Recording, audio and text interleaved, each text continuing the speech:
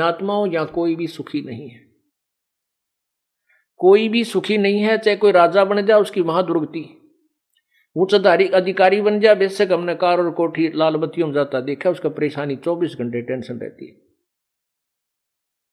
हम इस झूठे सुख को सुख मान बैठे हैं। चाहे यहां राजा बन जाए, राजा को इतना दुख होता है शायद किसी को नहीं होता, लेकिन राजा को माया जोड़ने की आदत पड़ जाती है।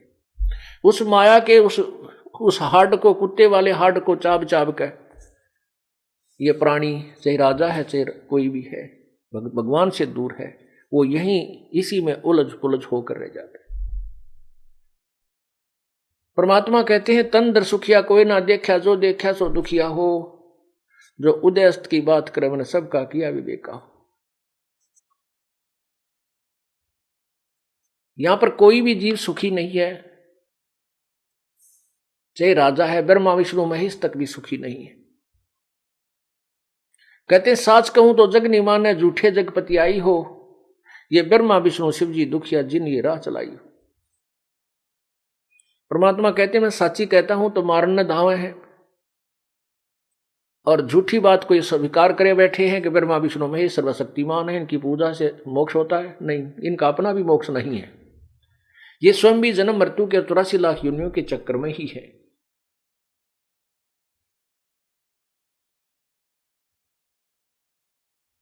कहने का भाव यह है कि परमात्मा फिर उस प्यारी आत्मा को सतलोक, अपने यहाँ के मिनी सतलोक में ले जाते हैं।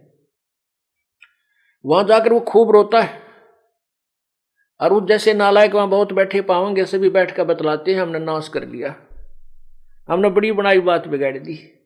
अब पता नहीं कौन से कलयुग में परमात्मा कब दया होगी या ना होगी, क्यों कलयुग के अंदर ये काल इतना सतर्क हो जाता है, नाना प्रकार के पंथ बना देता है, भिन्न भिन्न प्रकार के मजहब बनवा देता है, क्योंकि कोई एक दूसरे की बात को सुनकर प्रसन्न नहीं, और आपस में लड़ाई झगड़े मार काट है, और उसी अपनी अपनी अपनी सोच पर सभी आधारित रहते हैं।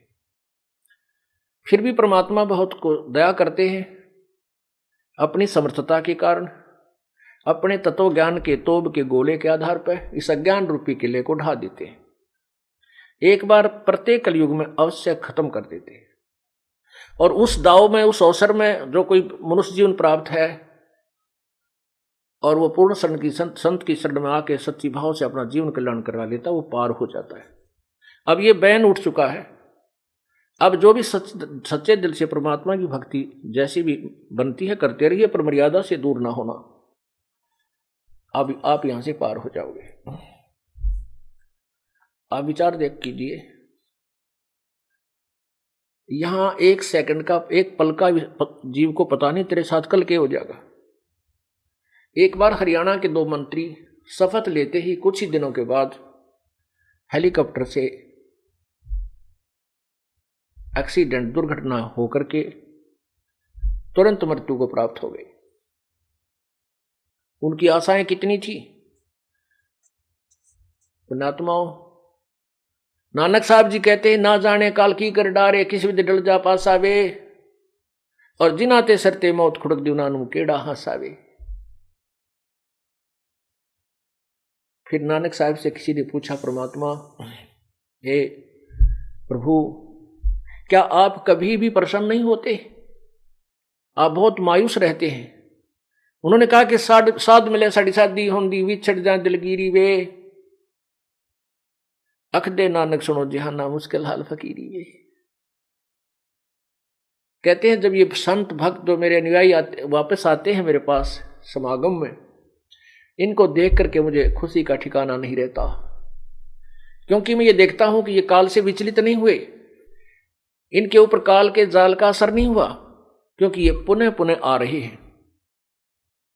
और जो नहीं आते हैं उनसे पता लग जाता है कि वो काल न के जाल में फंस चुके हैं, वो चाहे कितने सियाने बन रहे हो, क्योंकि ये पैमाना, ये थर्मामीटर इस दास के पास है कि कौन कैसा चल रहा है, इसकी कैसी भक्ति है। अपनी अपनी सोच से तो हम पहले से दुर्गति करवाते आ रहे हैं। हमने संत के एक एक आदेश का पालन करना होगा, और तभी हम सफल होंगे, नहीं तो जैसा करेंगे वैसा फल मिलता ही रहेगा। अन्य साधनाओं से ये फिर भी आपको करोड़ गुना असंख्य गुना ज्यादा लाभ देगी ही देगी, लेकिन मोक्ष से वंचित रह जाओगे। फिर मोक्ष से वंचित रह गए तो फिर साधना क्या किया? इन बातों को हमने बहुत ध्यान से सोचना है, विचार करना है और मालिक के चरणों में पड़ा रहना है।